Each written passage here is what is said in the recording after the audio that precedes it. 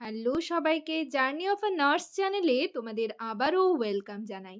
তো আজকে আমি আরেকটা টপিক তোমাদের সাথে ডিসকাস করব। তার আগে তোমাদেরকে বলে রাখি, যারা আমার চ্যানেলে নতুন এসছো, প্রথমবার আমার ভিডিও দেখছো, তাদের যদি ভিডিওটা ইনফরমেটিভ বা হেল্পফুল বলে মনে হয়, তাহলে অবশ্যই ভিডিওটাতে লাইক এবং শেয়ার করবে, আর চ্যানেলটিকে অবশ্যই সাবস্ক্রাইব করে রাখবে নার্সিং রিলেটেড নতুন নতুন আপডেট এবং অথেন্টিক সব ইনফরমেশন সবার আগে পাওয়ার জন্য।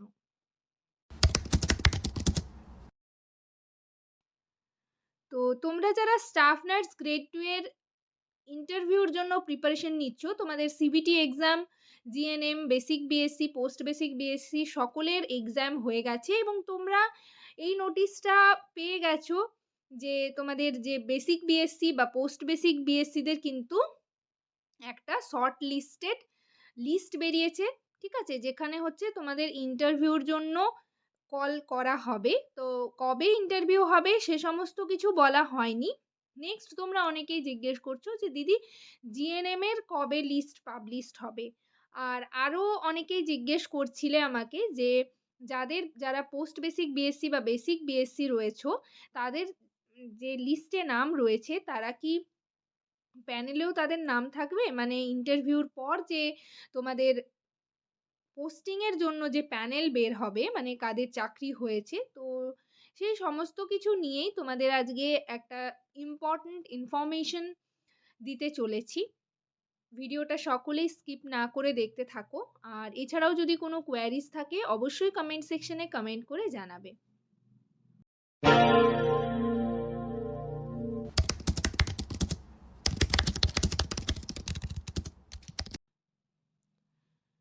তো আজকে আমি তোমাদেরকে বলবো যে জিএনএম এর লিস্ট কবে পাবলিশড হবে এবং যারা বেসিক বিএসসি বা পোস্ট বেসিক বিএসসি রয়েছে, তাদের যাদের নাম রয়েছে বা যাদের নাম নেই, তাদের জন্য আর কোনো লিস্ট পাবলিশড হবে কিনা, বা হচ্ছে যাদের নাম রয়েছে তারা সকলেই ইন্টারভিউর জন্য এলিজেবল তো বটেই, বাট ইন্টারভিউর পর তাদের সকলকেই ডাকা হবে কিনা, মানে প্যানেলে তাদের নাম থাকবে কিনা, সমস্ত ডিটেলে ডিসকাস করার চেষ্টা করব।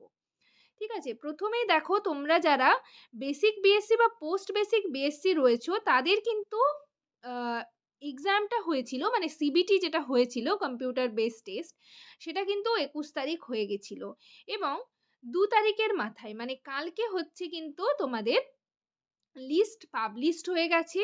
ইন্টারভিউতে কাদের কাদের নাম রয়েছে তোমরা আগের নোটিশে দেখতে পেয়ে গেছো।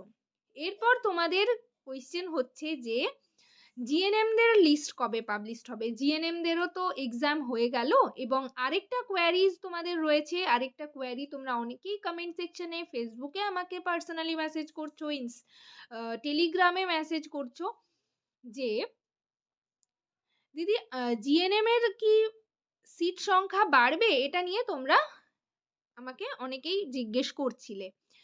তো তোমরা অলরেডি জেনে গেছো পোস্ট বেসিক বিএসসি বিএসসিদের কিন্তু সিট ইনক্রিজ হয়েছে। তো এক এক করে আমি সমস্ত প্রশ্নের উত্তর দেব।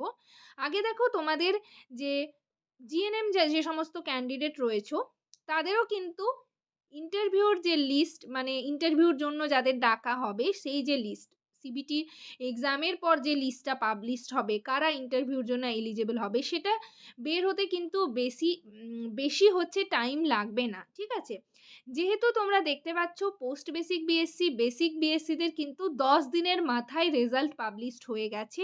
তো সেদিক থেকে তোমরাও কিন্তু মোটামুটি 10 থেকে 15 দিনের মাথায় কিন্তু ইন্টারভিউর জন্য যে যারা যারা এলিজেবল, সেই লিস্ট তোমরা কিন্তু পেয়ে যাবে। ঠিক আছে, এবং ইন্টারভিউ কবে হবে সেটা আমি তোমাদের পরে আবারও আপডেট দিতে থাকবো, বা হচ্ছে তোমাদের অফিসিয়াল ওয়েবসাইটে নোটিশ পাবলিশড হলে তোমরাও দেখতে পারবে, বা আমিও তোমাদের ইনফরমেশন দিতে থাকবো। বাট তোমাদের যেহেতু 1 তারিখে ধরো শেষ হলো এক্সাম, তো তোমরা মোটামুটি 10 থেকে 15 দিনের মাথায় কিন্তু লিস্ট পেয়ে যাবে যে কারা কারা তোমরা ইন্টারভিউর জন্য এলিজেবল হয়েছো।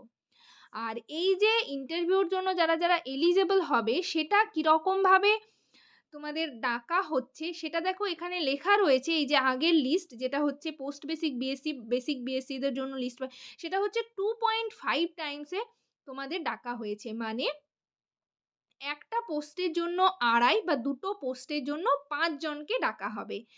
এই থেকে তোমরা বুঝতেই পারছো যে ইন্টারভিউটা কতটা মানে ডিফিকাল্ট হবে, কতটা টাফ হবে। কেননা মানে চাকরি পাওয়ার ক্ষেত্রে কতটা টাফ হবে। যেহেতু একটা পোস্টের জন্য তোমাদের 2.5 জন মানে 2 এর বেশি বা 2টো পোস্টের জন্য তোমাদের 5 জনকে ডাকা হচ্ছে। তার মানে কিরকম কম্পিটিশন হবে তোমরা বুঝতেই পারছো। একটা পোস্ট যদি মানে 2টো পোস্ট যদি থাকে তাহলে কিন্তু 2 জন 3 জনকে এক্সট্রা ডাকা হচ্ছে। তো সেদিক থেকে ইন্টারভিউর জন্য তোমাদের আরো ভালোভাবে প্রিপারেশন কিন্তু নিতে হবে। তোমরা জানতে পারলে যে তোমাদের ইন্টারভিউর জন্য যে এলিজেবল লিস্ট সেটা কবে বের হতে চলেছে। এরপর তোমাদের বলি, তোমরা অনেকেই জিজ্ঞেস করছো যে সিট ইনক্রিজ হবে কিনা জিএনএমদের। তো এটা হচ্ছে প্রত্যেক বছরই হয় যে প্যানেল বের হবার আগে লিস্ট কিন্তু ইনক্রিজ হয়। যে মানে এবছর যেরকমটা পোস্ট বেসিক বিএসসি, বেসিক বিএসসিদের জন্য তোমরা দেখেছো সিট অনেকটা ইনক্রিজ হয়েছে, সেরকম ক্ষেত্রে জিএনএম যে সমস্ত ক্যান্ডিডেট রয়েছে তোমরাও নিশ্চিত থাকো তোমাদেরও কিন্তু সিট ইনক্রিজ অবশ্যই হবে। তবে তোমাদের কিন্তু ভালো করে ইন্টারভিউর জন্য প্রিপারেশন নিতে হবে। নেক্সট ভিডিওতে ইন্টারভিউ রিলেটেড কোয়েশ্চেন আনসার আমি তোমাদের আবারও দিতে থাকবো, কীরকম টাইপের কোয়েশ্চেন তোমাদের ইন্টারভিউতে করা হবে। দেন ইন্টারভিউর পর কিন্তু তোমাদের প্যানেল বের হবে, প্যানেলের পর হচ্ছে তোমাদের পোস্টিং অর্ডারের একটা লিস্ট পাবলিশড হবে এবং তার 15 দিনের মাথায় কিন্তু তোমাদের জয়েনিং হবে। এই যে ফুল প্রসেসটা এটা কিন্তু খুবই তাড়াতাড়ির মধ্যে হবে।